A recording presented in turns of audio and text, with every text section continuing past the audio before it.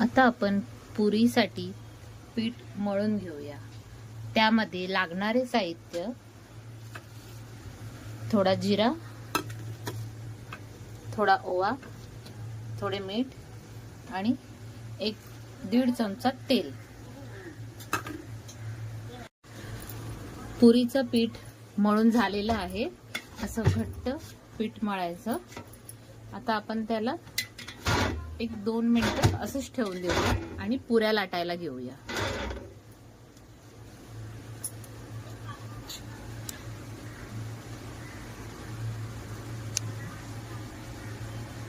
पुरीसाठी तेल ठेवलं आहे। तेलामध्ये टूथपिक टाकलेले आहे आणि थोडं मीठ टाकलेलं आहे, जेणेकरून पुरीमध्ये तेल जास्त शिरणार नाही, थोडं कमी तेल लागेल पुऱ्यांना, त्यासाठी टूथपिक टाकलेले आहे। आता आपण पुऱ्या इथे लाटायला घेतल्या। पुऱ्या आपण आता इथे लाटायला घेतलेल्या आहेत। आता आपण त्या लाटूया आणि मस्तपैकी तेलात फ्राय करूया, तळून घेऊया।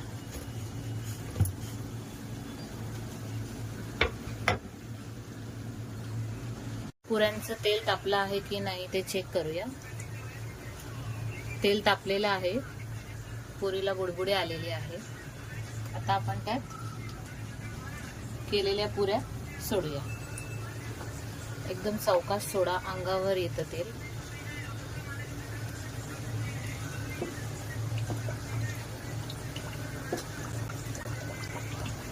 आपल्या कढईमध्ये जेवढ्या जमतात तेवढ्या सोडा।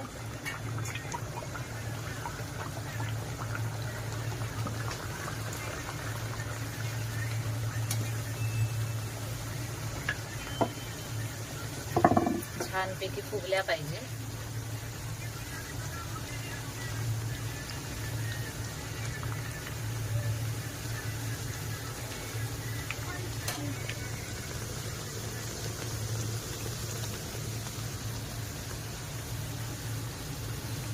अशा टम्म टम्म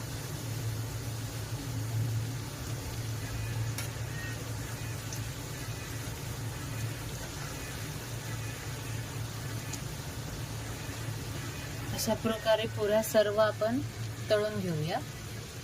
हे अजून झालेल्या नाही आहे, थोड्या लालसर ब्राऊन रंगाच्या झाल्या की काढूया।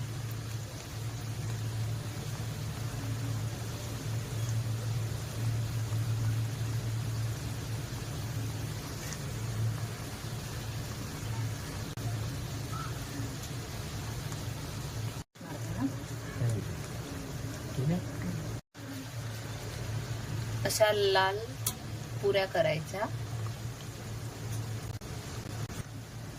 अशा लाल मस्त ब्राऊन रंगाच्या पुऱ्या तळून घ्यायच्या। अशा टम्म फुगेपर्यंत मस्त, कच्च्या ठेवायच्या नाही। आणि आता आपण अशाच बाकीच्या पुऱ्या तळून घेऊया छानपैकी मस्त। चला तर आपल्या बघा पुऱ्या तळून झालेल्या आहेत, मस्तपैकी छान लाल कलर येईपर्यंत मस्त तळलेल्या आहेत आम्ही। आता आपण श्रीखंड पुरी खाणार आहोत। श्रीखंड पुरी